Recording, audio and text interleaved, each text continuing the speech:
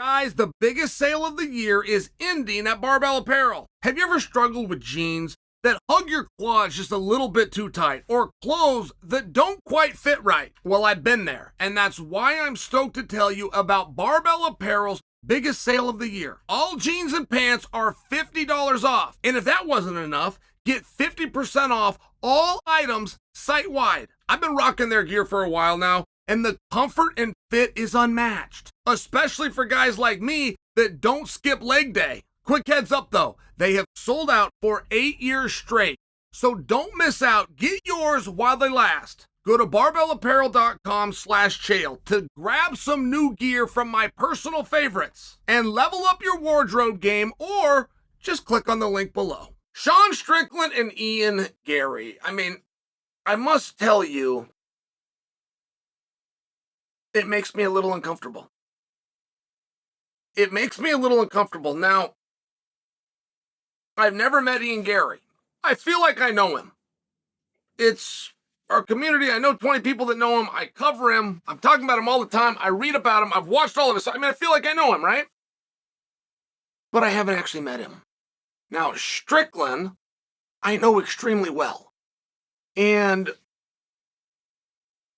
Strickland is an entertainer. I can't go too far with it. You never bust a guy's gimmick, right? Strickland's makes me nervous though. Prior to being champion, he's like on the tip of everybody's tongue to cancel him. And then he wins. And there's nothing more important in American culture than success. And all of a sudden he's like a culture warrior. Now all the stuff that he said that made people uncomfortable, that's all stuff that you would look back on. You would show to other people. You would no longer be uncomfortable, right? It was one of these things. But the reason I share how well I know Sean and how long I've known Sean is whether you believe this or not, whether you can sense this or not, Sean believed he was helping. And I'm not kidding. Sean believed he was helping a brethren, a member of the fraternity, a younger disciple who couldn't see the light, was too close to the tree. Sean's standing back. He can see what's going on. He's giving you corner advice. Believe it or not, that is where Strickland came from. And it's one of the reasons that it's so interesting. And if you watch each of Sean's pieces, which, by the way, are brilliant. They really are. If I ever turned this camera around and showed you guys this studio, right? Ethan's running stuff, but we got 3 other people that have to help with the team. I've got all my flat screens up here. That's what we watch the live events on. If sometimes I will bring it to you. It's a whole thing. It's a whole production to bring you guys this. And when the whole thing's done, it gets shipped off to California where Ryan processes it, sends it to Australia, gets it back, gets it to YouTube, and uploads it around the world. It's the whole thing.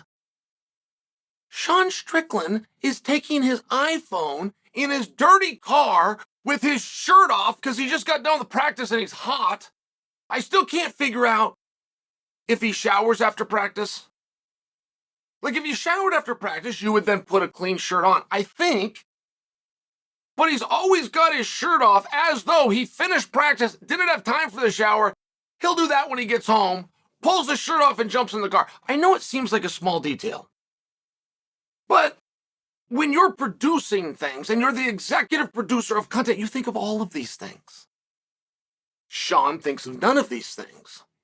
He pulls his camera out while driving, makes a video to you guys, and gives it to you for free.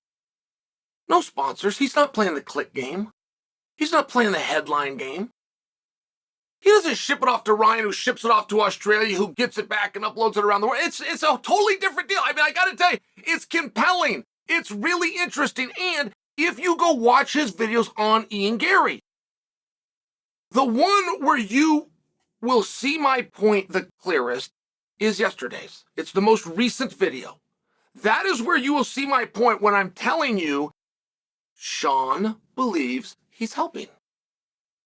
Sean is doing his civic duty. Sean has seen a young man. He was once in that young man's shoes. I am going to, big brother, I am going to help him. And, oh my God. So, I'm jumping around a little bit, guys. I'm assuming you're keeping up with the story, though, okay? That'll save us all about 20 minutes here. Sean had ran into Ian Garry yesterday, and that's what yesterday's video was about. He had ran into Ian Garry. He was at the PI. Ian Garry was at the PI. And because of the removal of shirt, I trust that Sean Strickland was working out at the PI. But I don't actually know that, because it sounded like Garry was not. Strickland had said there was all sorts of people. Gary's mean mugging me, and Sean called it something else. Put a dirty eyeball on him. He says something to him, but it's what the kids used to call mean mugging. And Sean said, but there was all sorts of people that kept us apart and stayed in between us. So it almost sounded like they were doing media. That is my point. When you go down there to work out, they don't. UFC doesn't send a team with you to hover around the speed bag or the jump rope area. So I'm just trying to get a visual, right? Because there are guys, and there are a number of stories. We just saw it at the very PI. Alex Davis just had to break something up between two gals. That just happened 2 weeks ago. Jake Shields just wrapped up a lawsuit about a possible workout, possible fight that he had at the PI, right? I mean, it's very subjective when two guys run into each other that don't like each other, and you're in a gym where you're fighting, and the gym is owned by the Ultimate Fighting Championship. Like, there's a little bit of this blurred line. And even though Garry has been rather quiet, I do not believe Ian Garry is just letting this go. Ian Garry has been put in a fantastically interesting situation. I mean, you got a young man who's a main Carter. He's a draw. He's well paid. He's got his whole future ahead. I want to say he's 25 years old. You got a young man who's no more than 2 consecutive wins away from a title shot. There is not a realistic scenario where 2 wins doesn't put him in a title shot. Depending on outcome of main event and depending on Belal Muhammad's availability, he could be 1 win away from a title shot, right? He's in a very interesting situation. You don't mess with Ian Garry. There's nobody that can mess with Ian Garry. Who's going to mess with him? He's a top 10 fist fighter in the world. Oh, by the way, he's never lost. Well, yeah, unless the guy is the world champion from 1 weight class up. That's the guy that could pick on you and just right? It's a very peculiar situation. And where's Chimaev? Now, apparently he's got a broken hand. When's Chimaev going to be back? I don't know. What about Adesanya? Well, he says 2027. Okay, great. Let me give you a scenario. Sean Strickland's up with Duplessis in 7 weeks, which is very quick. 6 weeks. Very quick. If Sean Strickland comes out of that fight, and Adesanya's not coming back, and Chimaev's not ready, not for nothing, but I just want to ask you, who do you believe Strickland should fight? And whoever your answer is, with it not being Adesanya and not being Chimaev, because they're not on the docket right now, whoever your answer is for who Strickland should face, would you rather see whoever your answer is that Strickland should face, or would you rather see Ian Garry? It's a very interesting spot, and that is not generally how this is done. I understand that. But you don't generally have your number 1 contender with a broken hand. You don't generally have your greatest champion ever saying, I'm sitting out till 2027, and not showing any current signs of buckling on that. Your next strong talent is also booked, so you don't know how they're going to be coming out of it. I mean, not for nothing, but Ian Garry has found himself in a very unusual position.